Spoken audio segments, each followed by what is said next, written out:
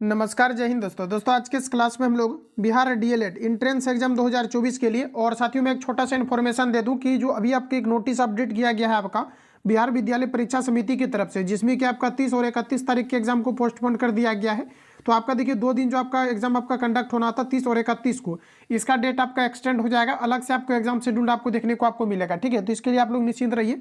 और देखिए 30 तारीख 31 तारीख वाला जो कैंडिडेट जो है तैयारी बेहतरीन तरीका से कर लिए थे, तो आप सभी लोग कंटिन्यू जो है रिवीजन करते रहे। काफी जल्दी इसका एग्जाम शेड्यूल आपको जो है 30 और 31 को ही सिर्फ आपका पोस्टपोन किया गया है, जो कि काफी जल्दी आपका जो है नेक्स्ट आपको डेट में आपका इसका एग्जाम कंडक्ट आपका होगा। बाकी जिन भी कैंडिडेट का डाउनलोड हो चुका है ऑलरेडी आपका एडमिट कार्ड आपका अलग अलग डेट में, तो वो सभी जो है आप लोग प्रिपेयर रहिएगा, ठीक है। तो आइए क्लास को हम लोग कंटिन्यू करते हैं। आज के इस क्लास में हम लोग सिलेक्टेड क्वेश्चंस को कवर करेंगे। जो आपका नोट्स का पेपर आपका होगा कंप्लीट, हम लोग जीके जीएस के प्रश्नों को कवर करेंगे। साथियों टोटल आपको जैसा कि पता है कि आपका प्रत्येक सेशन में आपका जो है 40 क्वेश्चंस को लेकर के मैंने कलेक्ट किया हुआ है, और आपके जो एग्जाम का पैटर्न है जिसमें कि आपका 40 क्वेश्चन आपका जीके जीएस का पूछा जाना है, तो उसके बेसिस पर मैंने जो है इस क्वेश्चन को जो है कलेक्ट किया हुआ है। इसके अलावा फ्रेंड्स मैं आपको बता दूं कि रीजनिंग का आप सभी लोगों का काफ़ी ज़्यादा डिमांड था, और रीजनिंग जो आपका है ये आपका स्कोरिंग सब्जेक्ट है, जिसमें कि आप 10 में से 10 बनाकर केजीबी में आ सकते हैं। तो इसका कंप्लीट आपका जो है पैटर्न को देखते हुए इसका क्लास आपका अपलोड किया गया है। तो इसके पहले आपका रीजनिंग का क्लास अपलोड कर दिया गया है, तो जो नए कैंडिडेट प्लेलिस्ट जाकर के आप लोग सारे क्लास को विजिट करेंगे। देखिए रीजनिंग का क्या है कि कुछ आपका जो है आपका रिलेटेड आप देखेंगे तो क्या है कि रीजनिंग में काफ़ी सारे आपके चीज़ें हैं जो कि आपका कंपटीशन में आपका चलता है, लेकिन डीएलएड में क्या है कि कुछ आपका फिक्स टॉपिक से आपका रीजनिंग आपका पूछा जाता था, ठीक है। तो इसके बेसिस पर जितने भी क्वेश्चन आपका हो सकता है ये पूरा आपको जो है एक निचोड़ तरीका से आपका प्रोवाइड आपको किया गया, और एक पैटर्न आपको समझ में आ जाएगा कि किस लेवल से क्वेश्चन आपके रीजनिंग का पूछा गया है, ठीक है। क्लियर है सारी चीज़ें आपका। तो ये क्लास को हम लोग कंटिन्यू करते हैं। तो दोस्तों आज का फर्स्ट क्वेश्चन हमारा कहा जा रहा है कि अंतरिक्ष विभाग की स्थापना कब हुई थी, ये आपको नंबर बताना है। देखिए जिस भी क्वेश्चंस को ऑलरेडी आपको आंसर पता है, जिस भी क्वेश्चंस का, तो कमेंट बॉक्स में आप सभी लोग दे करके फटाफट आप सभी लोग जो है चलते चलेंगे। क्लियर है। तो देखिए साथियों कहा जा रहा है कि अंतरिक्ष विभाग की स्थापना कब हुआ था, तो ध्यान रखेंगे आप सभी लोग 1972 में हुआ था। कब हुआ था आपका, तो 1972 में आपका हुआ। तो ऑप्शन आपका बी करेक्ट हो जाएगा। बार बार क्वेश्चन को रिपीट करते रहना, और जो लोग क्या है कि कंप्लीटली रीजनिंग का प्लस आपका जो है मैथमेटिक्स का या फिर जीएस पेपर का आप देखेंगे तो कंप्लीटली जो है ग्रुप पर आप सभी लोगों का जो है कंप्लीट आपको पीडीएफ प्रोवाइड कर दिया गया। डेट आपका एक्सटेंड भी हो गया है, तो आप सभी लोग इसका पीडीएफ लेकर के जो है सारे पीडीएफ को आप सभी लोग रिवीजन करते रहिए। तो इसका स्क्रीनशॉट ले लेना 7050513705। इस पर आपको एसएमएस या कॉल करके आपको जो है ग्रुप का इंक्वायरी ले लेना है। इसके लिए 31 रुपीज़ आपको पेमेंट करके आपको ज्वाइन कर जाना है ग्रुप, जिसमें कि कंप्लीट आपका जो है टू द पॉइंट और टू द पैटर्न आपका जो है सारे क्वेश्चंस को आपके ग्रुप में गाइडलाइंस के तहत आपके चलाए जा रहे हैं। इससे डेफिनेटली आप डीएलएड को क्लियर आप बिल्कुल आसानी तरीके से आप कर पाएंगे, ठीक है। और बाकी आप सभी लोग देख लेना, ठीक है। तो आगे बढ़ते हैं साथियों। अगला क्वेश्चन हमारा नेक्स्ट में दिया गया है। प्रश्न साथियों दिया गया है कि अंतरिक्ष में जाने वाली प्रथम महिला क्या है। बताइएगा आप लोग राइट आंसर क्या हो जाएगा। अंतरिक्ष में जाने वाली प्रथम महिला कौन है, ये आपको नंबर बताना है। इंपॉर्टेंट रहेगा एग्जाम के लिए। तो साथियों यहाँ पर हमारा राइट आंसर हो जाएगा अंतरिक्ष में जाने वाली प्रथम महिला पूछा जा रहा है। देखिए अगर भारत के बारे में पूछा जाता तो फिर आपका कल्पना चावला हो जाता। यहाँ पर अगर देखेंगे तो अंतरिक्ष में जाने वाली प्रथम महिला कौन है, तो ये आपका यहाँ पर राइट आंसर जो हो जाएगा ऑप्शन फ्रेंड्स आपका सी करेक्ट हो जाएगा। ध्यान रखेंगे, तो ध्यान रखिएगा आप सभी लोग, राइट आंसर आपका जो है सी आपका करेक्ट हो जाएगा। और देखिए अगर आपने बचेंद्री पाल या संतोष यादव या ये सभी कुछ आपने लगाया है तो आपका गलत हो जाएगा। ऑप्शन हमारा सी करेक्ट हो जाएगा। क्लियर है आप सभी लोगों का। आगे बढ़ते हैं साथियों। अगला क्वेश्चन हमारा नेक्स्ट में दिया गया है। साथियों प्रश्न में कहा जा रहा है कि सोडियम का प्रतीक है। बताइएगा आप लोग राइट आंसर क्या हो जाएगा। सोडियम का प्रतीक क्या है, ये आप सभी लोगों को पूछा जा रहा है। फ्रेंड्स मैं आपसे रिक्वेस्ट करना चाहूँगा कि ये जितनी भी क्वेश्चंस आपको दिया गया है इन सभी को आप सभी लोग याद कर लेना, और बेहतरीन तरीका से आप सभी लोगों को याद करके जाना है। जितने भी आपके जो है सिलेक्टिव क्वेश्चंस आपको प्रोवाइड किया गया है नोट्स वाला, इसको खास करके आपको मिस नहीं करना है। और जो प्रैक्टिस सेट आपको डाला जाता है इसको कंप्लीटली आपको देखते रहना है, ठीक है। तभी आप डीएलएड के लिए जो है आप बेहतर आप जो है परफॉर्मेंस आप कर पाएंगे। और जब तक कि आप ज़्यादा से ज़्यादा क्वेश्चन को अटेम्प्ट नहीं लेंगे, जब तक कि आप ज़्यादा से ज़्यादा जो है आप क्वेश्चंस को अटेम्प्ट नहीं लेंगे, ज़्यादा ज़्यादा आप जो है रैंक नहीं लाएंगे, तो फिर क्या है कि आपके नज़दीक जगह पर यानी कि आपके जो है जो बेस्ट ऑफ द बेस्ट आपके जगह होते हैं अपने जिला के अंतर्गत, यहाँ पर क्या है कि आपको कॉलेज प्रीफेयर नहीं किया जाएगा, फिर आपको आउट ऑफ एरिया में कर दे दिया जाएगा, तो फिर प्रॉब्लम होगा। और निश्चित रूप से आप देखेंगे तो फिर आप जो है सरकारी कॉलेज को अचीव नहीं कर पाएंगे, जिसके कारण से आपका फिर जो है अधिक आपका जो है फी जो है आपका लग जाएंगे। तो यही सब आपका रीज़न होता है, जिसके कारण से ज़्यादा ज़्यादा प्रैक्टिस करेंगे तो ही आपका जो है फाइनली आपका क्लियर आपका हो पाएगा, ठीक है। और रैंक के अकॉर्डिंग आपका कॉलेज आपका प्रीफेयर होता है। सारा कुछ मैंने ऑलरेडी आपको बता दिया है। तो देखिए सोडियम का प्रतीक क्या होता है, तो साथ यहाँ पर हमारा राइट आंसर हो जाएगा Na आपका होता है, ठीक है, जिसका कि परमाणु क्रमांक की अगर हम बात करेंगे तो ये आपका 11 होता है। फ्रेंड्स याद रखना सोडियम को केरोसिन में डुबा करके रखा जाता है। और यहाँ पर ध्यान रखेंगे कि सोडियम जो आपका होता है ये एक प्रकार का आपका धातु होता है। ऑप्शन आपका सी करेक्ट हो जाएगा। अगला क्वेश्चन है साथियों नेक्स्ट हमारा दिया गया है। कहा जा रहा है कि AU AgCu तथा Fe में सबसे अधिक तन्य कौन सा है ये आपको बताना है। देखिए आपको दिया गया है गोल्ड दिया गया है, आपको सिल्वर दिया गया है, कॉपर दिया गया है, आयरन दिया गया है। इसमें से सबसे अधिक तन्य धातु कौन सी होती है ये आप सभी लोगों को पूछा जा रहा है। तो ये हमारा राइट आंसर हो जाएगा गोल्ड। ठीक है, ध्यान रखिएगा गोल्ड जो हमारा होता है ये अधिक सबसे अधिक जो है औगात वर्धनता के गुण को प्रदर्शित करता है। और पूछा जाता है कि जो गोल्ड हमारा होता है, सोना होता है, ये कितने कैरेट का होता है, तो ये आपके 24 कैरेट का होता है। क्लियर है, ऑप्शन आपका ये करेक्ट हो जाएगा। आगे बढ़िए साथियों, अगला क्वेश्चन हमारा नेक्स्ट में दिया गया है 18 कैरेट में कितना % शुद्ध सोना पाया जाता है ये आप सभी लोगों को बताना है। देखिए जो हमारा शुद्ध सोना होता है ये आपका 24 कैरेट का होता है, लेकिन आप देखेंगे तो 24 कैरेट का जो सोना होता है इसका आभूषण बनाने के लिए प्रयोग नहीं किया जा सकता है, क्योंकि इसमें आप देखेंगे तो ये काफ़ी ज़्यादा सॉफ्ट होते हैं, लचीला होते हैं। इसमें देखिए क्या करता है कि 6 भाग आपका जो है तांबा मिला दिया जाता है, जिसके कारण से सोना आपका 18 कैरेट का आपका हो जाता है, फिर इसका आभूषण बनाने के लिए प्रयोग में लाया जाता है। अब देखिए प्रश्न में है कि 18 कैरेट में कितना % शुद्ध सोना पाया जाता है ये आप सभी लोगों को पूछा जा रहा है। ठीक है, तो देखिए 18 कैरेट सोना में शुद्ध सोना कितना % है। ठीक है, तो इसमें आप देखेंगे तो शुद्ध सोना आपका कितना हो जाएगा, तो 18 भाग आपका शुद्ध सोना है और टोटल आपका होता कितना का है 24 का। ठीक है, तो यहाँ पर 100 से आप गुना कर दीजिए परसेंटेज के लिए आपका हो जाएगा। तो देखिए 6 से इसको कैंसिल आउट करेंगे 3 बार में, ये आपका 4 बार में कटेगा, 4 से कैंसिल आउट करेंगे 25 बार में, 25 तरीका आपका 75, यानी कि 75 हमारा ऑप्शन भी करेक्ट हो जाएगा। ये देखिए क्वेश्चन आपका रिपीट किया जाता है, इसको आप सभी लोग डायरेक्टली याद रखिएगा। ठीक है, 18 कैरेट सोना में पूछा जा रहा है कि जो है कितना % शुद्ध सोना पाया जाता है, तो ये आपका 75% पाया जाता है। ऑप्शन हमारा जो है बी आपका करेक्ट हो जाएगा। इसी को अगर आप मॉडरेट करेगा तो आपको यही पूछा जाएगा कि कितना अशुद्ध सोना यानी तांबा को कितना मिलाया जाता है, तो 25% आपके तांबा को मिलाया जाता है। ठीक है, अगर इसको मूव करेगा यानी कि थोड़ा मॉडरेट अगर इस क्वेश्चन को अगर करेगा, हार्ड करेगा, तो यही आपको पूछ सकता है कि तांबा में जो है कितना, सॉरी जो 18 कैरेट का आपका सोना होता है इसमें तांबा का कितना भाग होता है, तो 25% आपका होता है, जबकि शुद्ध सोना की बात करेंगे तो आपका 75% होता है। ठीक है, क्लियर है। अगला क्वेश्चन है साथियों नेक्स्ट में दिया गया है कि डायनामाइट में मुख्य रूप से होता है, बताइए आप लोग राइट आंसर क्या हो जाएगा। देखिए डायनामाइट में जो आपका होता है नाइट्रोग्लिसरीन होता है। ये सभी क्वेश्चन आपसे बनने चाहिए, ये सभी आपके छपने लायक क्वेश्चन है। देखिए नाइट्रोग्लिसरीन आपका होता है, ऑप्शन आपका बी करेक्ट हो जाएगा। देखिए डीएलएड को अगर आप अच्छे तरीके से अगर पैटर्न इसका देखेंगे और अच्छे तरीके से अगर आप सभी लोग इसका प्रैक्टिस कर रहे हैं और अच्छी तरीके से अगर तैयारी कर रहे हैं तो डेफिनेटली आप क्लियर कर सकते हैं, क्योंकि इसका एक अलग पैटर्न है। और इसी पैटर्न पर देखेंगे तो आपके बराबर आपके क्वेश्चन आपका पूछा गया है। प्रीवियस पेपर भी आप देख सकते हैं, एक नया इसका पैटर्न है जिससे कि आधारित सारे क्वेश्चन आपका पूछा जाता है। तो इसके बेसिस पर जितने भी आपका हो सकता है ये सारी चीज़ आपका प्रोवाइड कर दिया गया है। तो बिल्कुल आप सभी लोग अच्छे से रिविजन करते रहिए, डेफिनेटली यहाँ से क्वेश्चन आपको देखने को मिलेगा। आगे बढ़िए साथियों, अगला क्वेश्चन हमारा नेक्स्ट में दिया गया है सिंदूर यानी कि भखरा किसे कहते हैं ये आपको मैं बताना है।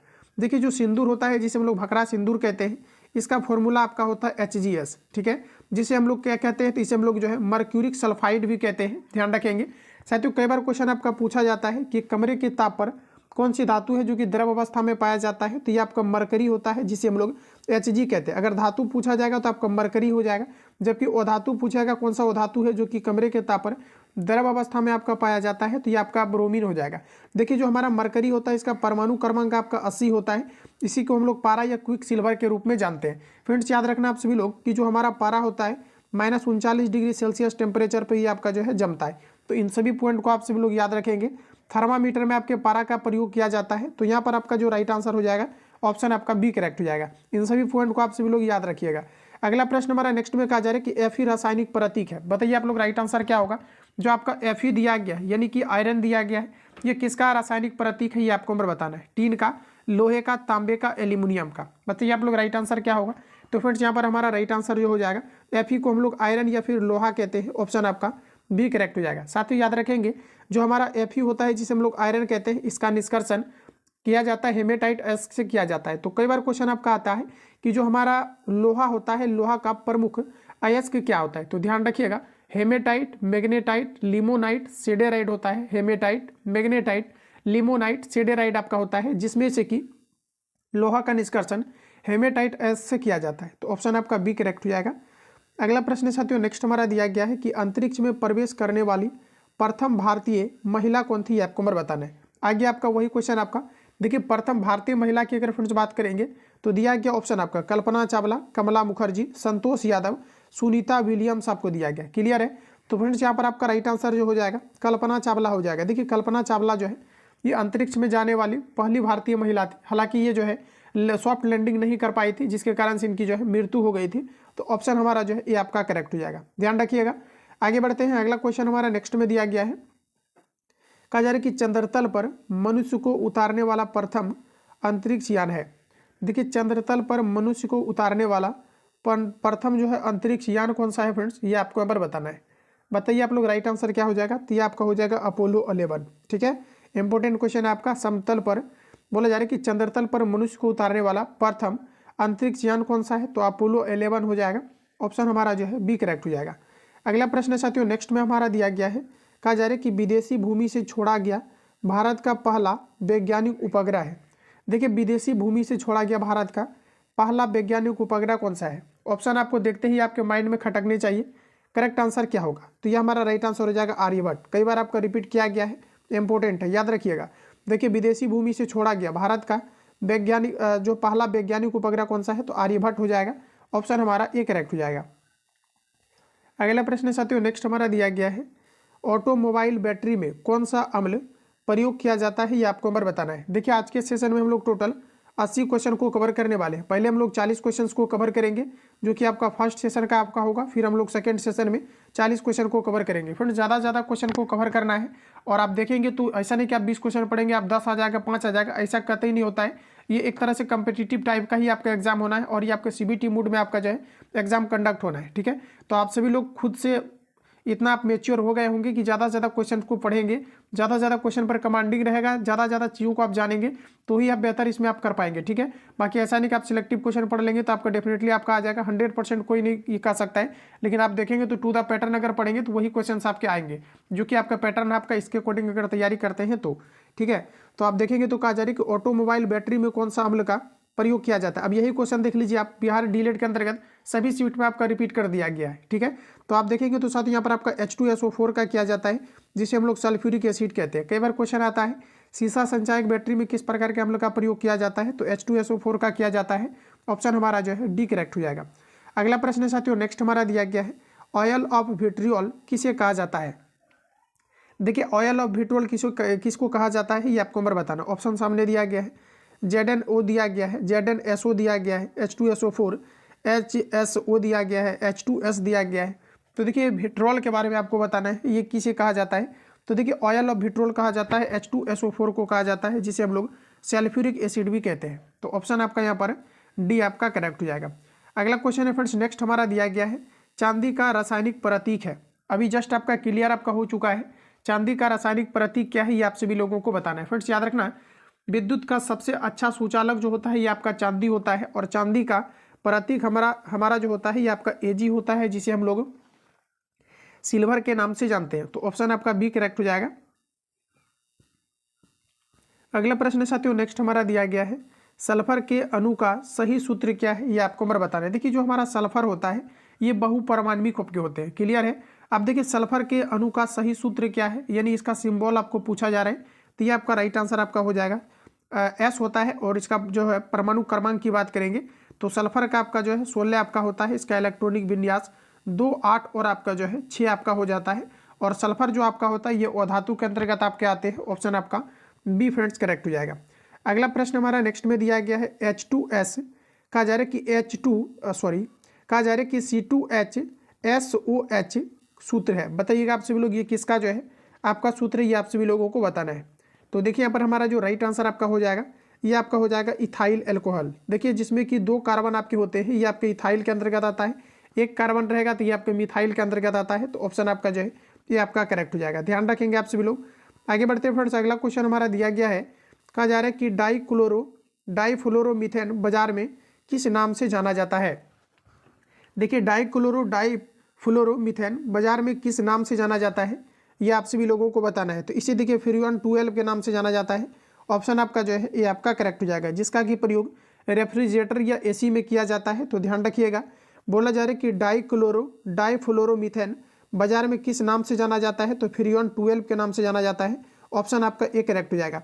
और देखिए कोशिश कीजिएगा आप सभी लोग कि जो आपके थोड़ा लेवल का क्वेश्चन है इसको आप सभी लोग बेहतरीन तरीका से कवर करने का आप देखेंगे तो जितना आप क्वेश्चन बना पा रहे हैं इतना और भी स्टूडेंट है जो कि इस क्वेश्चन को बना पा रहा है।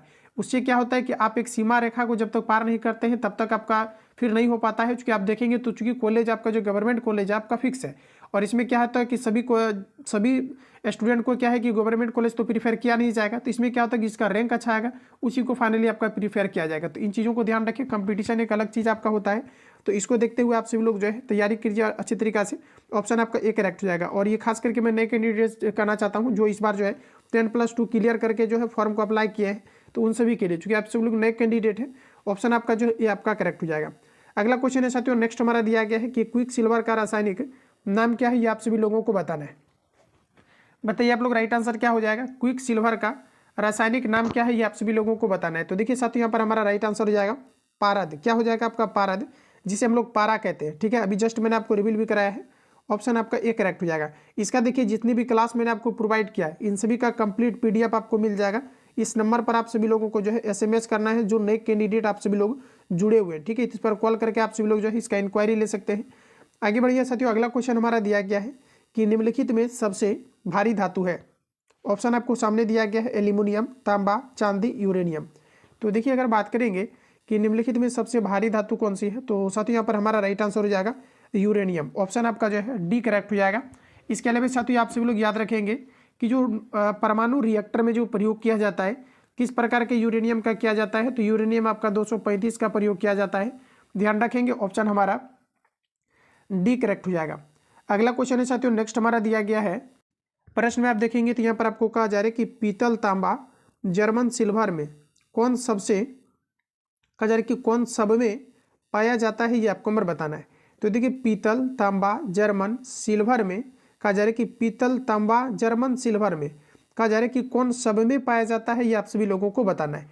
तो देखिए यहाँ पर अगर देखेंगे आप सभी लोग, तो जो आपके पीतल होता है या फिर तांबा की बात करेंगे या फिर जर्मन सिल्वर की बात करेंगे, तो इसमें आपका क्या होता है कि एकमात्र आपका धातु होता है तांबा, जो कि सभी में आपका मिला होता है। जैसे कि फ्रेंड्स अगर देखेंगे आप सभी लोग, तो जो हमारा पीतल होता है, पीतल अगर देखेंगे तो कॉपर और आपका जो है जिंक का आपका मिश्रण होता है, तो इसमें भी आपका तांबा आ जाता है। इसके अलावा अगर तांबा की बात करेंगे, जैसे आपका तांबा दिया गया है, तो यहाँ पर आपका कांसा अगर रहता तो शायद से कि आपका बेस्ट होता, क्योंकि आप देखेंगे तो तांबा आपका जो है एक धातु आपका हो जाता है। ठीक है, तो यहाँ पर आपका क्या होना चाहिए था? कांसा आपका होना चाहिए था, तभी आपका क्लियर आपका होगा, क्योंकि तांबा एक प्रकार का आपका धातु है और ऑप्शन में आपको तांबा दिया गया है। तो यहाँ पर अगर देखेंगे तो ऑप्शन हमारा जो है ये करेक्ट हो जाएगा। यहाँ पर अगर तांबा दिया जाता तो तांबा देखिए जो आपका मिश्र धातु होता है ये कॉपर और आपका टीन का होता है। ऑप्शन हमारा जो है ये आपका फ्रेंड्स करेक्ट हो जाएगा। आगे बढ़ते हैं, अगला क्वेश्चन हमारा नेक्स्ट में दिया गया है। प्रश्न साथियों कहा जा रहा है कि जस्ता चढ़ाने की प्रक्रिया में लोह चादर किससे लेपित किया जाता है, ये आपको नंबर बताना है। बताइए आप लोग, राइट आंसर क्या हो जाएगा? जस्ता चढ़ाने की प्रक्रिया में लोह चादर किससे लेपित किया जाता है, ये आप सभी लोगों को बताना है। तो देखिए हमारा राइट आंसर हो जाएगा जस्ता, जिसे हम लोग कहते हैं Zn, इसका लेपन किया जाता है और इस प्रक्रिया को हम लोग जस्तीकरण कहते हैं। ऑप्शन बी करेक्ट हो जाएगा। अगला प्रश्न साथियों नेक्स्ट में कहा जा रहा है कि विक्रम साराभाई अंतरिक्ष केंद्र कहाँ स्थित है, ये आपको नंबर बताना है। देखिए विक्रम साराभाई अंतरिक्ष केंद्र ये कहाँ पर आपके स्थित है, तो ये आपका त्रिवेंद्रम में स्थित है। ऑप्शन ए करेक्ट हो जाएगा। रिपीट कर लेना, विक्रम साराभाई अंतरिक्ष केंद्र कहाँ पर है, तो ये आपका त्रिवेंद्रम में है। ऑप्शन ए करेक्ट हो जाएगा।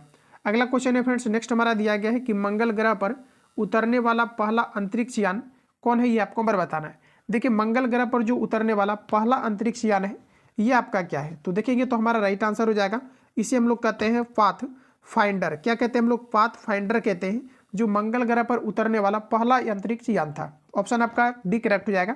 फ्रेंड्स याद रखेंगे जो हमारा मंगल ग्रह है, पूछा जाता है कि कौन सा ग्रह लाल पाया जाता है, तो आप ध्यान रखना मंगल ग्रह जो है लाल होते हैं। मंगल ग्रह इसलिए लाल होते हैं क्योंकि इस पर लो ऑक्साइड की मात्राएं आपकी पाई जाती है। मंगल ग्रह के पास 2 टोटल आपको उपग्रह होते हैं, जिसे हम लोग फोमोस और डिमोस के नाम से जानते हैं। तो इतने फैक्ट को यहाँ से आप सभी लोग याद रखना। अगला प्रश्न साथियों नेक्स्ट दिया गया है कि शुद्ध कार्बन का सबसे कठोर रूप कौन सा है। बताइए राइट आंसर क्या होगा? दिया गया हीरा, पन्ना दिया गया है जो है गार्नेट दिया गया है, और आपको दिया गया है पुखराज। ठीक है, तो देखिए शुद्ध कार्बन कहा जा रहा है कि शुद्ध कार्बन का सबसे कठोर रूप क्या होता है। देखिए कार्बन का 2 अपरूप होता है, एक आपका होता है हीरा, दूसरा आपका बात करेंगे तो ये आपका होता है ग्रेफाइट। तो जो भी क्वेश्चन आपका पूछा गया है यहाँ से आपका पूछा गया है कि कार्बन का सबसे शुद्धतम रूप क्या होता है, तो हीरा होता है। और ध्यान रखिएगा कार्बन का 2 अपरूप होता है, एक आपका हीरा, दूसरा आपका ग्रेफाइट होता है।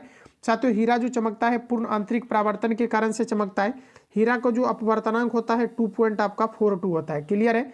ग्रेफाइट का प्रयोग स्नेहक बनाने में किया जाता है, ग्रेड पेंसिल बनाने में जो है आपके ग्रेफाइट का प्रयोग आपका किया जाता है। अब आइए क्वेश्चन पर कहा जा रहा है कि शुद्ध कार्बन का सबसे कठोर रूप क्या है, तो ये हमारा राइट आंसर हो जाएगा हीरा। ऑप्शन आपका ये करेक्ट हो जाएगा। इतने फैक्ट को यहाँ से आप सभी लोग नोट डाउन कर लेना। अगला क्वेश्चन हमारा नेक्स्ट में दिया गया है, निम्न में सबसे कठोरतम पदार्थ है, बताइए राइट आंसर आपका क्या हो जाएगा।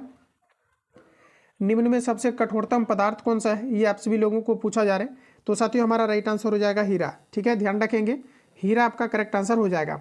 अगला क्वेश्चन है साथियों दिया गया है कि सोडियम का परमाणु संख्या कितना होता है। अभी जस्ट मैंने आपको रिवील करा दिया है। अब आपको लग रहा होगा कि क्वेश्चन इजी है। आप बिहार एसआई का एग्जाम जो अभी आपका रिसेंटली हुआ है, हालांकि ये आपका डीएलएड आपका एसआई के से हट के आपका है, लेकिन आप देखेंगे तो जो आपको बिहार एसआई का एग्जाम हुआ था इसमें पूछा गया था कि निम्न में कौन सा सोडियम का प्रतीक है। जो अभी रिसेंटली आपका बिहार दरोगा का एग्जाम कंडक्ट हुआ है, यहाँ तक आप देखेंगे तो क्वेश्चन आपका इस प्रकार का पूछा जाता है। लेकिन कन्फ्यूजन आपका कहाँ पर होता है, जब आप एग्जाम हॉल में रहते हैं तो जानते हुए भी कन्फ्यूजन क्रिएट होता है। इसलिए मैं आपको बार बार रिकमेंड करता हूँ कि आप सभी लोग जो है ज़्यादा से ज़्यादा रिवीजन करते रहें और ज़्यादा से ज़्यादा प्रश्नों पर कमांड नहीं रखें।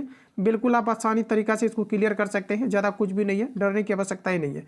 अगला क्वेश्चन है साथियों कि सोडियम का परमाणु संख्या कितना होता है। सोडियम का प्रतीक Na होता है, इसका परमाणु क्रमांक आपका 11 होता है और यहाँ पर आपका राइट आंसर बी आपका करेक्ट हो जाएगा।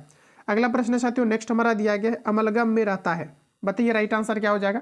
नोट्स में मैंने इस प्रकार के प्रश्नों को आपको डाल दिया था, आप देखेंगे तो अमलगम में रहता है, बताइए आप लोग राइट आंसर क्या हो जाएगा।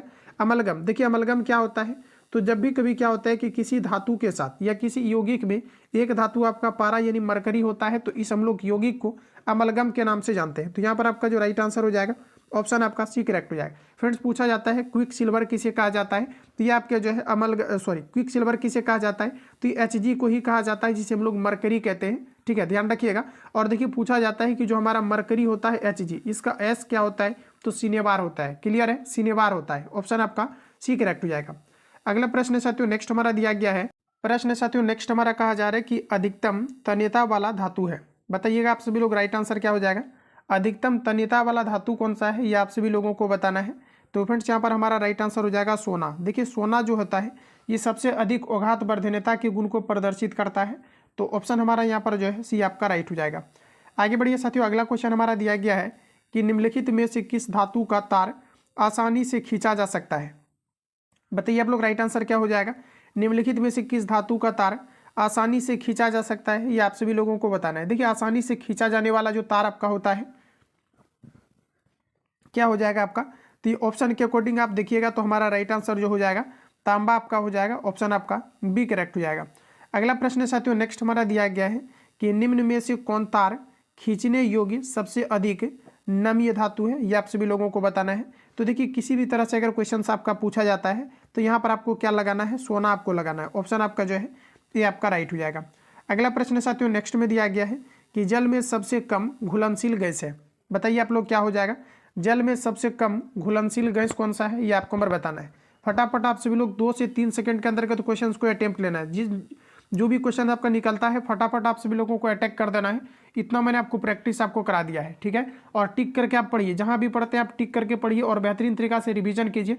और सेट आप सभी लोगों को अवश्य लगाना चाहिए। जैसे कि मैं अभी 40 क्वेश्चन करके आपको दिया हूं, तो इसको कंप्लीट आपको जज करना है कि कितना एक्यूरेसी आप मेंटेन कर पा रहे हैं। और बुक वाला जो सेट आपको प्रोवाइड किया जाता है जिसमें कि आपका 40 क्वेश्चन करके आपका प्रत्येक सेट में आपका रहता है कि सेशन वाइज हम कवर कराते हैं, ताकि आपका प्रॉपर तरीका से आप मौखिक टेस्ट के रूप में भी लगा सकते हैं। और नोट्स वगैरह जो भी आपका होता है एक मैंने जो है सेशन वाइज कराने का प्रयास किया है, ठीक है। तो इसमें आपका यहाँ पर क्या होता है कि आप देखेंगे तो बुक वाला सेट में भी आपको जो है जज करना है खुद को कि आप 40 क्वेश्चन में से कितना एक्यूरेसी आप मेंटेन कर पा रहे हैं, तभी आप अपने आप को जान पाएंगे कि कितना आप एग्जाम में परफॉर्मेंस कर सकते हैं, ठीक है। और यही आपका परफॉर्मेंस आपका फाइनली रहना है। तो आप देखेंगे तो जल में सबसे कम घुलनशील गैस कौन सा है, ये आप सभी लोगों को बताना है। तो फ्रेंड्स यहाँ पर हमारा एग्जैक्ट आंसर जो हो जाएगा नाइट्रोजन हो जाएगा, ऑप्शन आपका ए करेक्ट हो जाएगा। आगे बढ़ते हैं, अगला क्वेश्चन हमारा दिया गया है CaO में कार्बन का प्रतिशत है, बताइए आप लोग राइट आंसर क्या हो जाएगा। देखिए CaO दिया गया है और यहाँ पर आपको बताना है कि इसमें कार्बन का प्रतिशत मात्रा कितना होता है, तो इसमें आपका राइट आंसर हो जाएगा 12 आपका होता है। ध्यान रखिएगा 12% आपका होता है, ऑप्शन आपका जो है डी फ्रेंड्स करेक्ट हो जाएगा। आगे बढ़ते हैं, अगला क्वेश्चन हमारा नेक्स्ट में दिया गया है, प्रश्न कहा जा रहा है कि हेलोजन में सर्वाधिक प्रभावशाली ऑक्सीकरण करता कौन है, ये आपको नंबर बताना है। अब देखिए यहाँ पर क्या है कि जैसे कि इस क्वेश्चन को मैंने जो अभी आपको कवर कराया, यहाँ पर अगर आप देखेंगे तो यहाँ पर आपका क्या है कि इस क्वेश्चन में आप देखेंगे तो यहाँ पर आपका क्या है कि जैसे कि आपका Ca आपका और CO2 आपको दिया गया, CaO और CO आपको दिया गया, जिसे कार्बन का आपका पूछा है। तो देखेंगे तो आप कैल्शियम का परमाणु क्रमांक कितना होता है 20, तो 20 दूना आपका कितना हो जाएगा 40। और देखिए कार्बन दिया गया, तो कार्बन का 7 दूना आपका 14 और एक आपका जो है 15 आपका हो जाएगा, ठीक है 15 आपका हो जाएगा। यहाँ पर देखिए आपका कार्बन का निकालेंगे तो आपका कितना हो जाएगा 15। ऑक्सीजन का 8 दूना आपका 16 हो जाएगा। इस पूरा को ऐड कर लीजिएगा और ऊपर में आपको कार्बन वाला रख देना। कार्बन वाला देखिएगा तो आपका जो है एक जगह आपको कार्बन दिया गया है 15, ठीक है। तो इसमें 15 को ऊपर रखिएगा और 40 और इसको जोड़ लीजिए, 40 50 और 6 आपका 56 और परसेंटेज के लिए 100 से गुना कर दीजिएगा। इसका अप्रोक्स में आपका आंसर आपका आ जाएगा लगभग आपको जो है 12 के करीब आपका आ जाएगा, ठीक है। तो इस प्रकार से इसको निकाला जाता है। अगला क्वेश्चन है दोस्तों नेक्स्ट में दिया गया है कि हेलोजन में सर्वाधिक प्रभावशाली ऑक्सीकरण कर्ता कौन है, ये आपको नंबर बताना है। देखिए हेलोजन में सर्वाधिक प्रभावशाली ऑक्सीकरण कर्ता क्या है, ये आपको नंबर बताना है। तो यहाँ पर देखेंगे फ्रेंड्स तो हमारा राइट आंसर हो जाएगा फ्लोरीन। देखिए जो सबसे अधिक ऋणात्मक गुण को प्रदर्शित करता है ये आपके फ्लोरीन ही आपके होते हैं। ऑप्शन आपका सी करेक्ट हो जाएगा। अगला प्रश्न साथियों नेक्स्ट हमारा दिया गया है, कहा जा रहा है कि अम्ल वर्षा मुख्यतः किस गैस के कारण होती है, ये आप सभी लोगों को बताना है। देखिए अम्ल वर्षा मुख्यतः किस गैस के कारण से होती है, ये आपको पूछा जा रहा है। तो साथियों याद रखेंगे आप सभी लोग, अम्ल वर्षा जो होता है सल्फर डाइऑक्साइड और आपके जो है नाइट्रस ऑक्साइड के कारण से होता है। और यहाँ पर अगर देखेंगे तो SO2 आपका जो है ऑप्शन आपका सी में आपको दिया गया है। ऑप्शन सी करेक्ट हो जाएगा। यहाँ पर थोड़ा आपका टाइपिंग एरर है, यहाँ पर आपका SO2 आपका होगा, ठीक है। जो सल्फर डाइऑक्साइड होते हैं इसी के कारण से मुख्य रूप से अम्ल वर्षा होती है और जो सल्फर डाइऑक्साइड होते हैं ये कल कारखाने से आपके निकलते हैं। आगे बढ़ते हैं साथियों। अगला क्वेश्चन हमारा दिया गया है, मीथेन का रासायनिक सूत्र क्या है, ये आप सभी लोगों को बताना है। बताइएगा आप सभी लोग, राइट आंसर क्या हो जाएगा। मीथेन का रासायनिक सूत्र क्या है, जिसे मार्स गैस के रूप में भी जाना जाता है। तो आप ध्यान रखिएगा ये आपका होता है CH4। संतृप्त हाइड्रोकार्बन का जो पहला उदाहरण आपका होता है ये आपका CH4 होता है, जिसे हम लोग कहते हैं मीथेन या मार्स गैस के रूप में भी जानते हैं। क्लियर है। ऑप्शन आपका जो है फ्रेंड्स बी करेक्ट हो जाएगा। अगला प्रश्न हमारा नेक्स्ट में दिया गया है, कहा जा रहा है कि सोडा वाटर बनाने के लिए कौन सी गैस प्रयुक्त की जाती है, ये आपको नंबर बताना है। देखिए सोडा वाटर बनाने के लिए किस प्रकार के गैस का प्रयोग किया जाता है, बताइए आप लोग, राइट आंसर क्या हो जाएगा। और आप सभी लोगों को टिक मारते हुए चलना है, पेन पेपर आपको ले करके चलना है। इग्नोर कीजिएगा तो फिर आप सभी लोग फंस जाएंगे, ठीक है। इसलिए आपको इग्नोर नहीं करना है। एक अच्छा गाइडलाइंस मैं आपको देते रहता हूँ जिस प्रकार से आप सभी लोगों को फॉलो करते रहना है। तो यहाँ पर आप देखेंगे तो ऑप्शन आपका जो है सी आपका करेक्ट हो जाएगा, ठीक है। वाटर सोडा यानी कि जो सोडा वाटर आपका होता है इसमें आपका कार्बन डाइऑक्साइड का प्रयोग किया जाता है। जनरली आपने सोडा वाटर पिया भी होगा, वहाँ पर एक सिलेंडर रखा हुआ आता है जिसमें कि आपका कार्बन डाइऑक्साइड की मात्रा उसमें डाली जाती है। ऑप्शन आपका सी करेक्ट हो जाएगा। आगे बढ़िए फ्रेंड्स। अगला क्वेश्चन हमारा नेक्स्ट में दिया गया है, कहा जा रहा है कि तत्वों का सबसे पहले वर्गीकरण किया था। बताइए तत्वों का सबसे पहले वर्गीकरण किसने किया था। मेंडल ने, न्यूलैंड्स ने, डोवेनोर ने और दिया गया है आपका डार्विन ने। तत्वों का सबसे पहले वर्गीकरण किसने किया था, तो ये आपका किया गया था डॉर्वेनायर के द्वारा। ऑप्शन आपका सी करेक्ट हो जाएगा। तत्वों का वर्गीकरण किसने किया था, तो डॉर्वेनायर के द्वारा किया गया था। ऑप्शन हमारा सी करेक्ट हो जाएगा। अगला प्रश्न साथियों नेक्स्ट हमारा दिया गया है, रासायनिक यौगिक का सबसे छोटा संभावी यूनिट है। बताइएगा रासायनिक यौगिक का सबसे छोटा संभावी यूनिट क्या है, ये आप सभी लोगों को बताना है। बताइए आप लोग, परमाणु, अणु, इलेक्ट्रॉन, प्रोटॉन। रासायनिक यौगिक का सबसे छोटा संभावी यूनिट क्या है, कण क्या है, ये आपको एक बार पूछा जा रहा है, ठीक है। तो ऑप्शन हमारा राइट आंसर हो जाएगा अणु। ऑप्शन आपका बी करेक्ट हो जाएगा। अगला प्रश्न साथियों नेक्स्ट हमारा दिया गया है, एक परमाणु द्रव्यमान को व्यक्त किया जा सकता है। देखिए एक परमाणु द्रव्यमान को व्यक्त किया जाता है। देखिए जो हमारा परमाणु द्रव्यमान होता है फ्रेंड्स, ये हमेशा आपका जो है ASU में आपका व्यक्त किया जाता है। ध्यान रखिएगा ASU में आपका जो है परमाणु द्रव्यमान को व्यक्त किया जाता है। ऑप्शन सी करेक्ट हो जाएगा। अगला प्रश्न है फ्रेंड्स नेक्स्ट हमारा दिया गया है कि वह सबसे छोटा कण जिसमें उस तत्व के सभी गुण विद्यमान होते हैं। इस सेशन का आपका ये आपका लास्ट क्वेश्चन आपका है। अभी रिसेंटली आपका नीचे अभी और हम लोग जो है एक सेशन को कवर करने वाले हैं, तो स्किप करके आपको निकलना नहीं है। दोनों सेशन में कितना आप एक्यूरेसी मेंटेन कर पा रहे हैं आप सभी लोगों को सेशन खत्म होने के बाद कमेंट बॉक्स में आपको बताना है। तो देखिए दिया गया है कि वह सबसे छोटा कण जिसमें उस तत्व के सभी गुण विद्यमान होते हैं, इसे क्या कहा जाता है, तो इसे कहा जाता है परमाणु। ऑप्शन आपका जो है ये आपका करेक्ट हो जाएगा। अब आप सभी लोगों को इसका कमेंट बॉक्स में आंसर करना है। हम लोग आगे बढ़ते हैं। अगला आपका यहाँ से सेशन आपका कंटिन्यू होता है। तो आप देखेंगे तो नेक्स्ट सेशन यहाँ से आपका शुरू होता है। यहाँ से भी आप सभी लोगों को बेहतरीन तरीका से सारे क्वेश्चंस को अटेम्प्ट लेना है। तो फ्रेंड्स कहा जा रहा है कि मानव शरीर में जल की मात्रा होती है। Very important question. बताइएगा आप सभी लोग, राइट आंसर क्या हो जाएगा। मानव शरीर में जल की मात्रा कितनी होती है, ये आप सभी लोगों को पूछा जा रहा है। फ्रेंड्स आप यूट्यूब पर देख लेंगे तो इतना बेहतर कंटेंट आपको जो है इस तरह से आपको सारे क्वेश्चंस आपको सिलेक्ट करके एक नोट्स के रूप में आपको जो है छट करके देना, ये काफ़ी ज़्यादा मुश्किल हो पाता है। लेकिन मैंने इतना चीज़ों को किया है ताकि आप सभी लोगों का रिजल्ट जो है बेहतर तरीका से हो पाए। तो आप देखेंगे तो यहाँ पर आपको दिया गया है कि मानव शरीर में जल की मात्रा होती है। तो देखिए मानव शरीर में जल की जो मात्रा होती है लगभग आपका जो है 80% आपका होता है। ऑप्शन हमारा जो है आपका डी करेक्ट हो जाएगा। मानव शरीर में जल की मात्रा कितनी होती है? 80%। ऑप्शन डी करेक्ट हो जाएगा। अगला प्रश्न हमारा नेक्स्ट में कहा जा रहा है कि मनुष्य का सामान्य तापक्रम लगभग होता है। तो बताइए आप लोग राइट आंसर क्या हो जाएगा। यहाँ पर आपका मनुष्य का सामान्य तापक्रम लगभग कितना होता है? दिया गया 98.6 डिग्री फ़ारेनहाइट, 98 डिग्री सेल्सियस दिया गया है। 68 डिग्री आपका फ़ारेनहाइट दिया गया है, 66 डिग्री फ़ारेनहाइट दिया गया है। तो देखिए मानव बॉडी का जो टेम्परेचर आपका होता है ये लगभग कितना होता है? तो आपका 98.6 डिग्री आपका जो है फ़ारेनहाइट होता है। एग्जैक्ट आपका इतना होता है। जबकि सेल्सियस में आप देखेंगे तो 36.6 डिग्री सेल्सियस होता है। लेकिन ऑप्शन में आपको 37 के करीब ही आपको दिया जाता है। ठीक है, अगर एग्जैक्ट अगर देगा सेल्सियस में तो 36.6 होता है, लेकिन अप्रॉक्स में अगर देखा जाए तो आपका 37 डिग्री आपके सेल्सियस होता है। क्लियर है? ऑप्शन हमारा ए करेक्ट हो जाएगा। अगला क्वेश्चन है साथियों नेक्स्ट हमारा दिया गया है। प्रश्न में कहा जा रहा है कि मानव शरीर में आहार यानी कि भोजन मुख्यतः कहा जा रहा है कि मुख्यतः में पचता है। कहाँ पर पचता है ये आप सभी लोगों को बताना है। तो फ्रेंड्स अगर देखा जाए तो हमारे बॉडी के अंतर्गत जो भोजन मुख्यतः पचता है, मेनली जो पचता है ये छोटी आंत में पचता है। ऑप्शन आपका जो है बी करेक्ट हो जाएगा। फ्रेंड्स अगर हम बात करेंगे मानव बॉडी का सबसे बड़ी ग्रंथि कौन सी होती है, तो ये आपका यकृत होता है, जहाँ की विटामिन ए की मात्रा संचित होती है। जबकि दूसरी सबसे बड़ी ग्रंथि की बात करेंगे तो अग्नाशय होता है, जहाँ पर कि इंसुलिन का स्राव होता है। तो इन सभी फैक्ट को आप लोग याद रखेंगे। ऑप्शन हमारा बी करेक्ट हो जाएगा। अगला प्रश्न है फ्रेंड्स नेक्स्ट हमारा दिया गया है कि मनुष्य लोहा किससे प्राप्त करता है। देखिए मनुष्य लोहा यानी कि हम लोग जो खाद्य पदार्थ से जो लोहा की प्राप्ति करते हैं, ये पूछा जा रहा है कि हमें जो हमारे बॉडी में चूंकि आयरन की भी आवश्यकताएं होती है, ये हमें किससे मिलता है ये आप सभी लोगों को बताना है। तो ये आप देखेंगे तो पालक से। और याद रखना कि पालक में यानी कि खाद्य पदार्थ में अगर बात करेंगे तो सबसे अधिक जो हमें आयरन की प्राप्ति होती है ये आपके पालक से ही होता है। तो ऑप्शन आपका जो है बी आपका करेक्ट हो जाएगा। अगला प्रश्न साथियों नेक्स्ट हमारा दिया गया है मानव शरीर में सबसे प्रचुर मात्रा में पाए जाने वाला तत्व कौन सा है ये आपको नंबर बताना है। देखिए मानव शरीर में सबसे प्रचुर मात्रा में पाए जाने वाला तत्व कौन सा है? Carbon, calcium, nitrogen, oxygen. तो देखिए हमारे बॉडी के अंतर्गत प्रचुर मात्रा में पाए जाने वाले तत्व है हमारा कार्बन। ऑप्शन आपका जो है ये करेक्ट हो जाएगा। ध्यान रखेंगे हमारे बॉडी के अंतर्गत प्रचुर मात्रा में पाए जाने वाला तत्व कौन सा है, तो आपका राइट आंसर हो जाएगा कार्बन। ऑप्शन आपका ए करेक्ट हो जाएगा। अगर आप किसी भी ऑप्शन को से इसमें लगा रहे हैं तो बिल्कुल आपका यहाँ पर गलत हो जाएगा। देखिए तत्व पूछा जा रहा है, अगर आपको आप देखेंगे तो कहा जा रहा है कि मानव शरीर में सबसे प्रचुर मात्रा में पाए जाने वाला तत्व कौन सा है। तो फ्रेंड्स याद रखेंगे ये कार्बन नहीं होगा, ये आपका यहाँ पर ऑक्सीजन हो जाएगा। ठीक है, ऑप्शन हमारा डी करेक्ट हो जाएगा। फ्रेंड्स याद रखेंगे मानव शरीर में सबसे प्रचुर मात्रा में पाए जाने वाला तत्व कौन सा है, कन्फ्यूजन क्रिएट था, तो ये आपका राइट आंसर हो जाएगा ऑक्सीजन। ऑप्शन आपका डी करेक्ट हो जाएगा।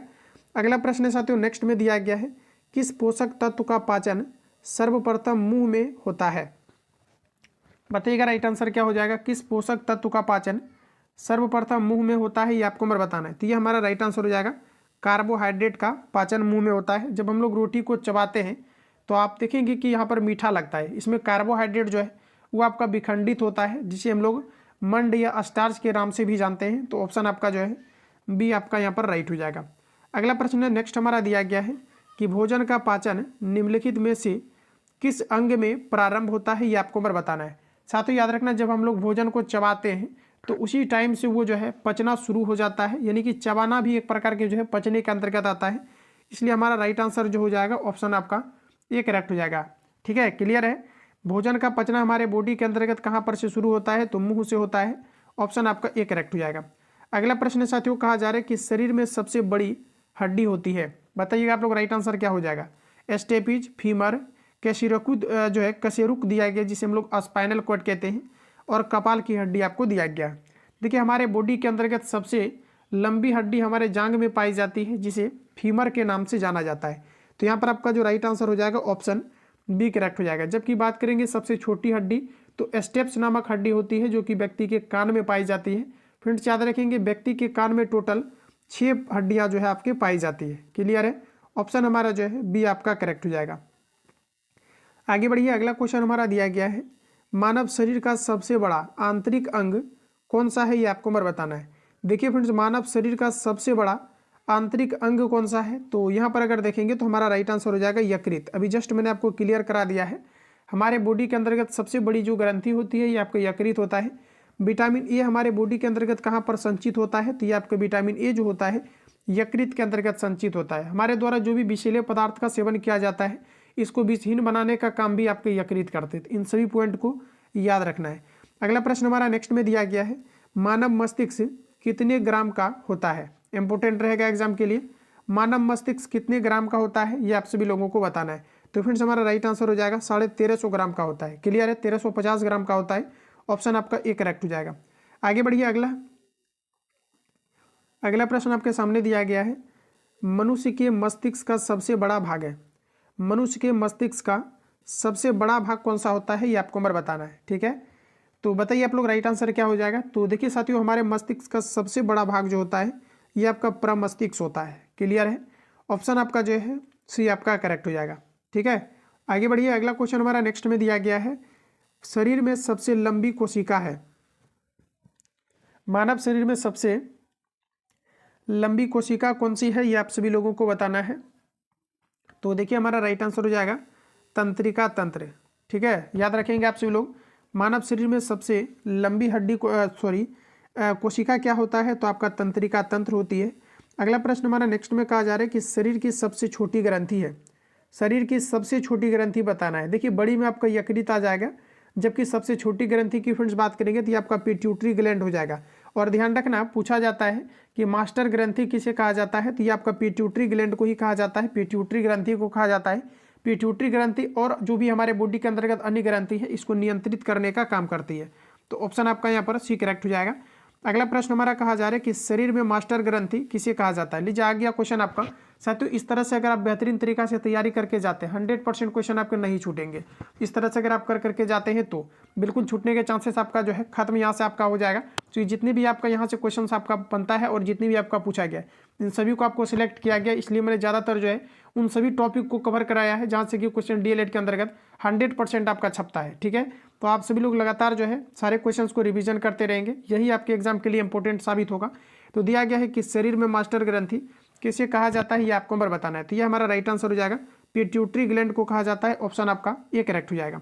आगे बढ़िए साथियों, अगला क्वेश्चन में हमारा दिया गया है कि आप मानव शरीर में कजरे की उपरोस्थि को कहाँ पाएंगे। देखिए हमारे बॉडी के अंतर्गत जो उपरोस्थि होता है ये आपके कहाँ पर होते हैं ये आप सभी लोगों को बताना है। तो देखिए दोस्तों, ये हमारे जो है जांग में पाई जाती है। कहाँ पर आपके पाई जाती है? तो ये आपका राइट आंसर हो जाएगा जांग में पाई जाती है। ऑप्शन आपका ए करेक्ट हो जाएगा। आगे बढ़ते हैं। अगला क्वेश्चन हमारा दिया गया है, हम 1 मिनट में डैश बार सांस लेते हैं। बताइएगा राइट आंसर क्या हो जाएगा। हम 1 मिनट में कितने बार सांस लेते हैं? तो लगभग 16 से 18 बार सांस लेते हैं। ठीक है, ऑप्शन आपका ए करेक्ट हो जाएगा। हम 1 मिनट में कितनी बार सांस लेते हैं? तो 16 से 18 बार सांस लेते हैं। ऑप्शन आपका ए करेक्ट हो जाएगा।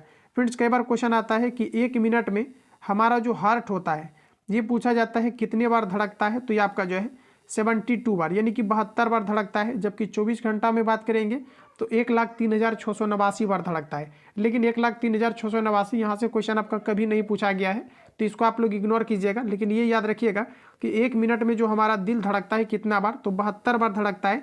जबकि हम 1 मिनट में कितनी बार सांस खींचते हैं? तो आप ध्यान रखिएगा लगभग 16 से 18 बार सांस लेते हैं। ऑप्शन आपका ए करेक्ट हो जाएगा। आगे बढ़िए साथियों, नेक्स्ट हमारा दिया गया है, टिबिया नामक हड्डी पाई जाती है। बताइए राइट आंसर क्या हो जाएगा। खोपड़ी में, टांग में, भुजा में, मुंह में। टिबिया नामक हड्डी कहाँ पर पाई जाती है ये आपको नंबर बताना है। तो देखिएगा, तो आपका जो राइट आंसर हो जाएगा ये आपके जो है टांग में पाई जाती है। टिबिया नामक हड्डी कहाँ पर पाई जाती है? तो ये व्यक्ति के टांग में जो है टिबिया नामक हड्डी पाई जाती है। ऑप्शन जो है बी हमारा राइट हो जाएगा। अगला प्रश्न है साथियों, नेक्स्ट हमारा दिया गया है। प्रश्न में आपको देखिए कहा जा रहा है कि मानव शरीर में पित्त उत्पन्न करता है। बताइए राइट आंसर क्या होगा। मानव शरीर में पित्त उत्पन्न करता है। देखिए पित्त का जो स्राव होता है ये कहाँ से आपके होते हैं? तो ये आपका यकृत से होता है। ऑप्शन आपका बी करेक्ट हो जाएगा। ध्यान रखिएगा, मानव शरीर में पित्त का उत्पन्न यानी कि स्राव जो होता है ये कहाँ से आपका होता है? तो ये आपका फ्रेंड जो है यकृत से होता है। पित्त का जो पीएच मान पित्त जो हमारा होता है, पूछा जाता है कि पित्त का प्रकृति कैसी होती है। तो ध्यान रखिएगा, पित्त जो हमारा होता है ये आपके क्षारीय होता है और पित्त जो होता है ये एंजाइम की क्रियाविधि को बढ़ा देती है। ऑप्शन आपका बी राइट हो जाएगा। मेनली आपको याद रखना है कि जो हमारे बॉडी के अंतर्गत पित्त स्रावित होता है, कहाँ से इसका निर्माण होता है, यकृत से। कई बार क्वेश्चन आपका पूछा गया है। अगला प्रश्न साथियों कहा जा रहा है कि ऑप्थॉल्मिक संबंधित है। देखिए ऑप्थॉल्मिक जो आपको दिया गया है ये आपका किससे संबंधित है, ये आपको नंबर बताना है। तो ऑप्थॉल्मिक हमारे आंख से संबंधित है, ऑप्शन डी करेक्ट हो जाएगा। ऑप्थॉल्मिक संबंधित है, किससे संबंधित है, तो आंख से संबंधित है।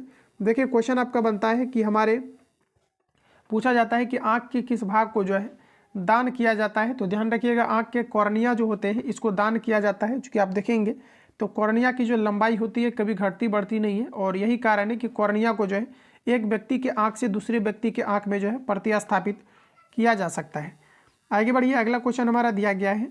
प्रश्न हमारा कि मानव शरीर में कौन सा पदार्थ तात्कालिक ऊर्जा का मुख्य स्रोत है, यह आपको नंबर बताना है। देखिए शीघ्रता से अगर एनर्जी चाहिए आपको तो वैसे केस में हम लोग कार्बोहाइड्रेट लेते हैं, जबकि हमें लंबे समय के लिए एनर्जी की जो प्राप्ति होती है ये आपके वसा से होता है। देखिए जो सबसे ज़्यादा हमें एनर्जी की प्राप्ति होती है वसा से होता है, लेकिन शीघ्रता से एनर्जी की प्राप्ति यानी इमीडिएटली अगर हमको अभी तुरंत एनर्जी चाहिए, वैसे खेल के जो खिलाड़ी होते हैं वो क्या करते हैं, कार्बोहाइड्रेट लेते हैं। ऑप्शन हमारा डी करेक्ट हो जाएगा। ठीक है, मानव शरीर में कौन सा पदार्थ तत्कालिक ऊर्जा का मुख्य स्रोत होता है, तो कार्बोहाइड्रेट आपका हो जाएगा। अगला क्वेश्चन है साथियों, नेक्स्ट हमारा दिया गया है कि मानव रक्त का पीएच मान कितना होता है, ये आपको नंबर बताना है। बताइएगा आप सभी लोग, राइट आंसर क्या हो जाएगा, मानव रक्त का पीएच मान कितना होता है। तो देखिए मानव रक्त का पीएच मान 7.4 होता है, जबकि मानव बॉडी की अगर बात करेंगे कि मानव शरीर का पीएच मान कितना होता है तो 7.0 से 7.8 के बीच आपका होता है, और इस प्रकार से ऑप्शन हमारा जो है सी आपका करेक्ट हो जाएगा।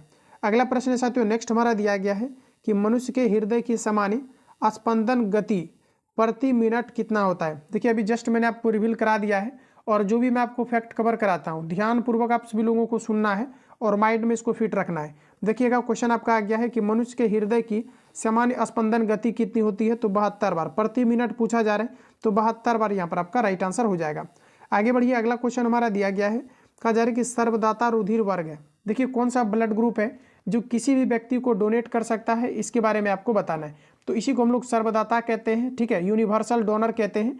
तो सर्वदाता जो आपका होता है वो ब्लड ग्रुप वाले जो व्यक्ति होता है ये किसी को भी ब्लड डोनेट कर सकता है। और देखिए जो ए बी वाला होता है, पूछा जाता है कि कौन सा ब्लड ग्रुप है जो किसी से भी ब्लड को एक्सेप्ट कर सकता है, तो ए बी वाला जो होता है किसी से भी एक्सेप्ट कर सकता है, बट ये डोनेट किसी को नहीं कर सकता है। ये करेगा तो आपका ए बी वाला को ही आपका करेगा, या फिर ए या फिर बी को रेयर केस में करता है। ऐसे में अगर देखेंगे तो हमारा right answer option D correct हो जाएगा, जो कि किसी को भी ब्लड जो है डोनेट कर सकता है, बट ये अगर लेगा तो सिर्फ ओ वाला से ही आपका ले सकता है। क्लियर है, ऑप्शन हमारा साथियों डी करेक्ट हो जाएगा। आगे बढ़िए, अगला क्वेश्चन हमारा दिया गया है, कहा जा रहा है कि सर्वग्राही रक्त समूह होता है।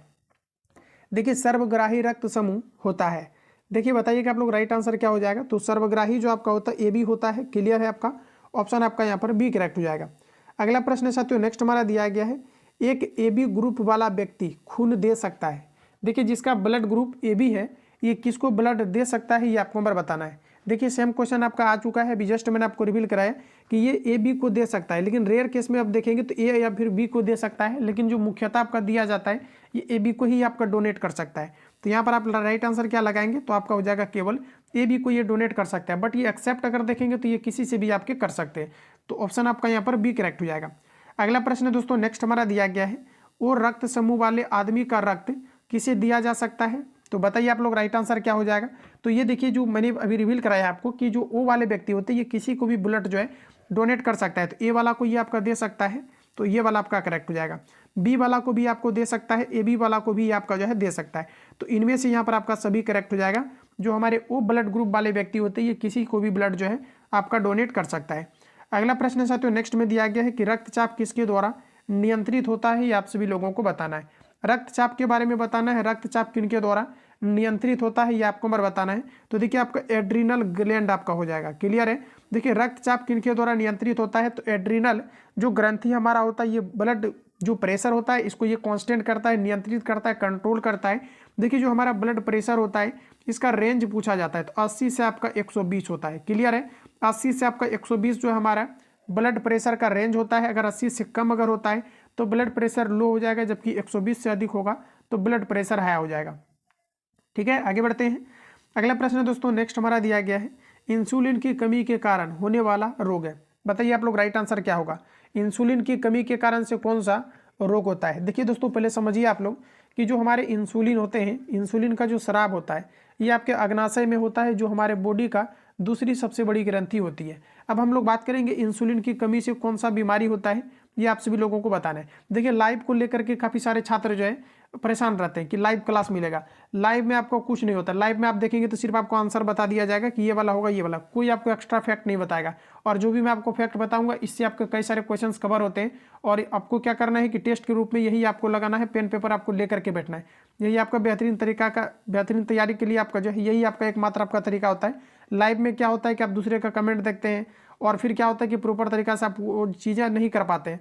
इसी कारण से उसमें क्या होता है कि भले आपको अच्छा लग रहा होगा, आपको मज़ा आता है कमेंट करने में, देखने में, लेकिन ऐसा देखेंगे तो आपका उसमें क्या होता है कि थोड़ा माइंड भी डाइवर्ट होता है। और इसमें क्या है कि प्रॉपर तरीका से पेन पेपर लेकर के बैठेंगे, एक मौखिक टेस्ट के रूप में लगाएंगे तो डेफिनेटली आपका जो है स्कोर भी बढ़ेगा और प्रॉपर तरीका से माइंड भी आपका कंसंट्रेट रहेगा। ठीक है, तो आपका कहा जा रहा है कि इंसुलिन की कमी के कारण होने वाला रोग क्या है, ये आपको बार पूछा जा रहा है। तो यहाँ पर देखेंगे साथियों, तो हमारा राइट आंसर हो जाएगा डायबिटीज, जिसे हम लोग चीनी की बीमारी या मधुमेह नामक रोग भी कहते हैं। तो इंसुलिन की कमी से कौन सा बीमारी होता है, तो डायबिटीज होता है। अच्छा, इंसुलिन की जो स्राव होता है ये कहाँ पर होता है, तो अग्नाशय में होता है। तो ऑप्शन आपका जो है बी करेक्ट हो जाएगा। अगला क्वेश्चन हमारा नेक्स्ट में दिया गया है, मानव शरीर में क्रोमोसोम गुणसूत्रों की संख्या होती है। देखिए, मानव शरीर में क्रोमोसोम यानी गुणसूत्र की संख्या कितनी होती है, ये आप सभी लोगों को बताना है। तो देखिए, हमारा टोटल जो है 23 जोड़ा होता है। यहाँ पर आपको टोटल संख्या पूछा जा रहा है, तो 23 दूना आपका 46, यानी ऑप्शन आपका डी करेक्ट हो जाएगा। आगे बढ़िए, नेक्स्ट हमारा दिया गया है, मानव मूत्र का पीएच मान कितना होता है। इंपॉर्टेंट रहेगा एग्जाम के लिए, वेरी इंपॉर्टेंट। मानव मूत्र का पीएच मान कितना होता है, ये आप सभी लोगों को बताना है। तो देखिए दोस्तों, यहाँ पर हमारा जो राइट आंसर हो जाएगा, मानव मूत्र का पीएच मान पूछा जा रहा है। ठीक है, तो यहाँ पर हमारा राइट आंसर हो जाएगा 6 होता है। कितना होता है आपका, 6 होता है। मानव मूत्र का पीएच मान कितना होता है, तो ये आपका 6 होता है। ऑप्शन आपका सी करेक्ट हो जाएगा। अगला क्वेश्चन है, कहा जा रहा है कि मानव शरीर की सबसे छोटी हड्डी है। बताइएगा आप लोग राइट आंसर क्या होगा। क्लियर मैंने आपको करा दिया था फैक्ट में ही, मानव शरीर की सबसे छोटी हड्डी।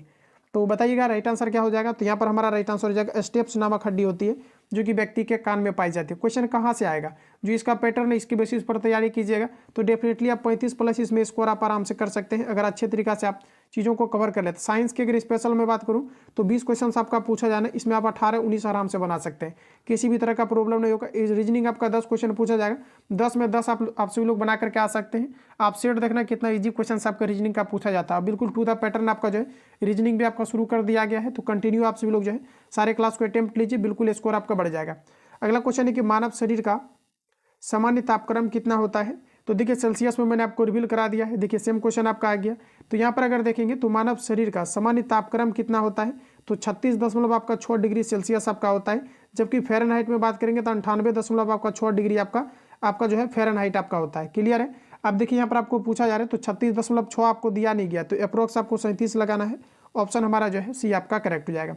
अगला क्वेश्चन है फ्रेंड्स, नेक्स्ट हमारा दिया गया है, प्रश्न में कहा जा रहा है कि इंसुलिन स्रावित होता है। इसको भी मैंने आपको कवर करा दिया है। इंसुलिन कहाँ से आपका स्रावित होता है, तो आपका जो है अग्नाशय से होता है। कहाँ से, जिसे हम लोग पैक्रियाज भी कहते हैं, अग्नाशय से स्रावित होता है। तो ऑप्शन आपका यहाँ पर एक करेक्ट हो जाएगा। अग्नाशय जो होता है हमारे बॉडी का दूसरी सबसे बड़ी ग्रंथि होती है। ऑप्शन आपका जो है एक करेक्ट हो जाएगा। आगे बढ़ते हैं साथियों, अगला क्वेश्चन हमारा दिया गया है, प्रश्न है कि लाल रक्त कण, कहा जा रहा है कि लाल रक्त कण का निर्माण होता है। देखिए, लाल रक्त कण का जो निर्माण है ये आपके कहाँ पर होता है, जिसे हम लोग कहते हैं आरबीसी। क्या कहते हैं, आरबीसी कहते हैं। इसका मतलब होता है रेड ब्लड सेल्स।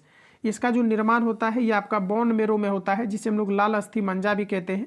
इसका जो जीवन काल होता है ये आपका 115 से आपका 120 दिन इसका जीवन काल होता है। पुनः इसकी मृत्यु हो जाती है और ये जो है आपके ब्लड बैंक यानी कि पलिहा में चला जाता है। तो प्रश्न पूछा जाता है आरबीसी का कब्र यानी जो है पूछा जाता है कि शमशान किसे कहा जाता है, तो ये पलिहा जिसे हम लोग तिल्ली कहते हैं वहाँ पर चला जाता है, और उसी को जो है ब्लड बैंक भी कहा जाता है। क्लियर है। ब्लड बैंक किसे कहा जाता है, तो ध्यान रखेंगे आप सभी लोग, किसे कहा जाता है, तो ये आपका पलिहा यानी कि तिल्ली को कहा जाता है।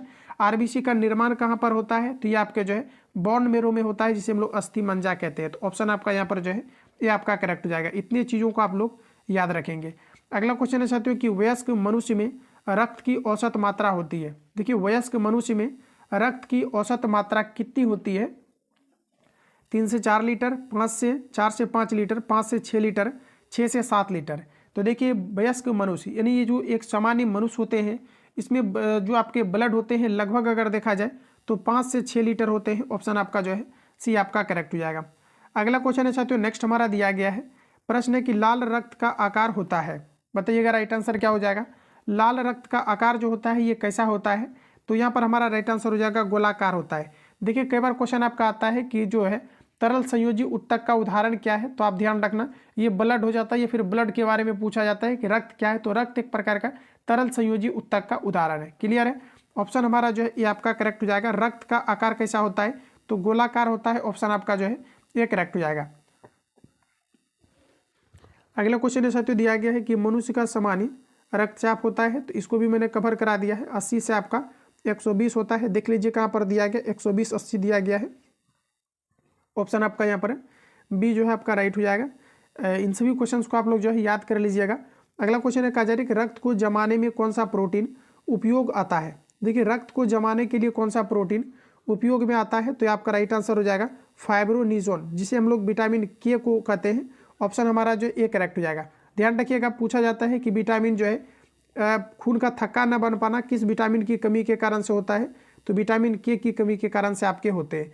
तो प्रश्न में आपको कहा जा रहा है कि रक्त को थक्का जमाने में कौन सा प्रोटीन उपयोग आता है, तो आपका हो जाएगा फाइब्रिनोजेन, फाइब्रिनोजेन, ऑप्शन आपका ए फ्रेंड्स करेक्ट हो जाएगा। अगला प्रश्न हमारा नेक्स्ट में दिया गया है, शरीर में हीमोग्लोबिन का कार्य है। देखिए जो आपका हीमोग्लोबिन आपका होता है ये मुख्य रूप से अगर बात करेंगे हम लोग, तो ये आपके आरबीसी में मिले होते हैं, जिसे हम लोग कहते हैं रेड ब्लड सेल्स, ठीक है। और ये क्या करता है कि ऑक्सीजन को जो है अपने में घुला करके हमारे बॉडी के सभी अंगों तक पहुंचाता है। तो प्रश्न में आपको कहा जा रहा है कि शरीर में हीमोग्लोबिन का कार्य क्या है, तो ऑक्सीजन का परिवहन करना, ऑप्शन आपका ये करेक्ट हो जाएगा। शरीर में हीमोग्लोबिन का कार्य क्या है दोस्तों, तो ऑक्सीजन का परिवहन करना, ऑप्शन ए करेक्ट हो जाएगा। अगला प्रश्न हमारा नेक्स्ट में दिया गया है, प्रश्न में कहा जा रहा है कि हीमोग्लोबिन में उपस्थित होता है, बताइए राइट आंसर क्या हो जाएगा। हीमोग्लोबिन में उपस्थित होता है, देखिए हीमोग्लोबिन में क्या पाया जाता है, तो इसमें आपके आयरन पाया जाता है, यानी Fe नामक धातु आपके हीमोग्लोबिन के अंतर्गत पाया जाता है, तो ऑप्शन आपका डी करेक्ट हो जाएगा। तो फ्रेंड 2 सेशन में जितनी भी क्वेश्चंस आपको दिया गया था कंप्लीटली मैंने 80 क्वेश्चंस आपको रिवील करा दिया है, इसको कंप्लीटली आप सभी लोग रिवीजन कर लेना, ठीक है। बाकी किसी प्रकार का डाउट या संशय हो तो आप कमेंट बॉक्स में अपना फीडबैक देंगे। जो लोग चैनल पर पहली बार विजिट किए हैं चैनल को सब्सक्राइब करके बेल आइकन को प्रेस कर लेना है, क्योंकि जब भी आपका डीएलएड का क्लास अपलोड हो तो नोटिफिकेशन आपको टाइम टू टाइम मिलते रहे और आप बेहतर तरीका से डीएलएड को फाइनली आप क्लियर कर पाएँ। बाकी मिलता है नेक्स्ट क्लास में, तब तक के लिए जय हिंद, बेस्ट ऑफ लक।